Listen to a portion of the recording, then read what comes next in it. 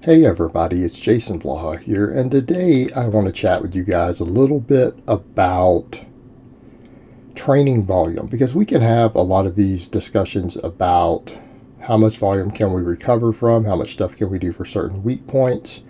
And while all of that's well and good, when it comes to general volume suggestions, when you look at the bulk of the data and you look at all the arguments that were made with all the show and tell data and everything else last year, even the experts who support that still largely program their lifters, including even their bodybuilding clients who are focused on hypertrophy, around doing something in the range of 15 to 20 hard work sets per week for maximum muscle growth, meaning that tends to be near the maximum volumes that you're going to see extra muscle growth.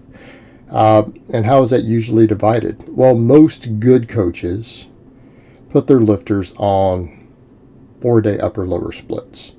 That is by and large the industry standard in the coaching world. It's nothing to do with what you see in magazines, nothing to do with what you see on YouTube. I'm talking about actual coaches.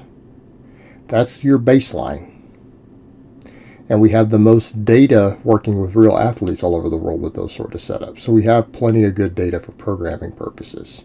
So again, only coaches who have a reason to deviate take you from that. So essentially that means most things are getting hit twice a week. Now there's always going to be overlap, but I think we need to remember that different heads of muscles and things get impacted differently. In other words, we could argue about a good morning or a deadlift versus a row, but they work the back quite differently. So we can't just say the back, right? We can't just say the back. So a lot of times we're dealing with dynamic versus static or isometric movements for different muscles. But by and large, what we find based upon the various literature that when hard sets are done, you don't generally see additional muscle growth by doing more than 5 to 10 sets in a muscle group in a workout, period. You just don't see it. Now, how do most experts and coaches define those? Well, it's primary versus secondary. In other words, we would look at a bench press or a dip or whatever as the chest being the primary mover, with stuff like triceps being a secondary. So how would we generally count that? Well, a bench press or a dip would be full sets for your chest and half sets for your triceps. So this is where it gets tricky. It's primary versus secondary muscles involved. And that matters. It does matter. That's why we would say, well, you can't just do 5 sets of bench press and go home. A novice, you can. You're going to need extra tricep work. So we can break these things up into primary versus secondary. And when you do them from that perspective, your ideal growth range is going to be about 5 to 10 sets per muscle group twice a week.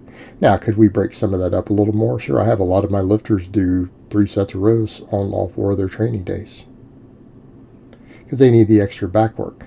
But what are we doing with the extra frequency? Well, the extra frequency, we're addressing weak links. But that's separate, isn't it? Normally, for normal general growth, that's about what we're going to do. Well, people say, well, how does this fit into conjugate with max work and speed work? Because we could argue, okay, well, that makes sense. I could do 5 sets of bench, 5 sets of dips, and then 5 sets from my triceps and call it a day, right? As far as most of the pressing muscles. Well, maybe a lot of your shoulders might get neglected. And that's the other thing to look at. Delts tend to be volume resistant, so you don't need to count those always the same. You can get away with a lot more volume for delts without them getting into an overreached situation. So I wouldn't even worry about the delt volume from your basic pressing, right? Your incline and overhead press should probably count as delt volume. Same thing, we can talk about a lot of rowing hitting the rear delt, but you could still throw in extra rear delt work and be fine. And we could argue about how much side delt work you really need. It's a point of contention, depending upon the coach and how safe they feel it is to even do a side delt work. Okay, but the lifts that we pick hit it to a greater or lesser degree, right? Certain types of overhead pressing hit the side delts a lot more than others. Certain sorts of pulling hit the side delt more than others. So that's an ambiguous muscle, right? It's a little bit ambiguous, but things like pecs, triceps, biceps, lats, traps, quads, glutes, hamstrings, these are a lot less ambiguous. And your lower body can handle more volume than the upper body. This is the problem we have with the whole concept of leg day. You see guys who have 3 different upper body days and then 1 leg day every week. Well, the lower body can actually handle more volume. You really should be splitting into upper lower. You really should, because your lower body muscles can usually handle more volume, just in general. Now that's divided up for someone like me with GPP work, like the sled drags and things, right? So, when we're not talking about restoration, active recovery, everything else, we can generally get away with that. So again, how do we fit in max work and speed work? Well, it's harder with speed work, isn't it? I would almost say if you're doing doubles and triples, you've got to count them as half sets. But what about the very advanced versions of speed work? Well, we're doing 5s. Well, what are we looking at as quality sets? Challenging sets that are 5 reps or more that hit the upper threshold fibers. Well, speed work hits upper threshold fibers on every rep. It's pretty similar to getting within a rep or 2 of failure. For other sets to be challenging, they need to be within 1 rep of failure for it to count as a challenging set. Otherwise, you're just not getting the same training volume. In other words, if you take your 10 rep max and do 7 or 8 reps with it, it's probably not the same. So, could we work off percentages? Okay. If we know our maxes on basic lifts, we could work off percentages. We could work on reps in reserve, or you could take sets to failure. Not every exercise is safe to take to failure. You could take it to a grinder, but then you should still know your basic percentages. In other words, we could do deficit deadlift work, right? We could estimate what a challenging 5 rep set should be based upon our max. If you're deficit pulling for volume, probably be about 80% of your max deadlift for 5, right? You can probably do that, and that's going to be a challenging set.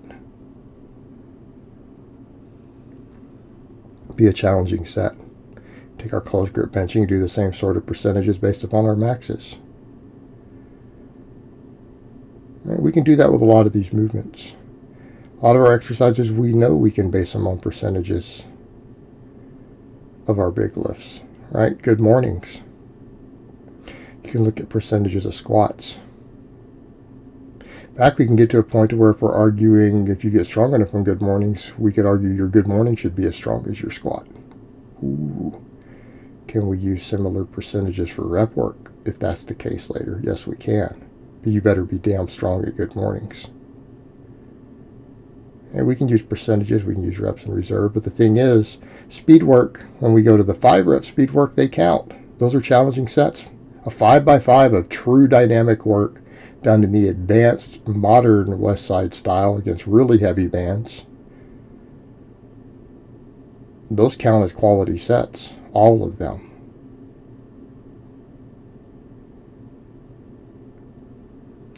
So we could look at those exercises in that manner. Now, what about weak point training?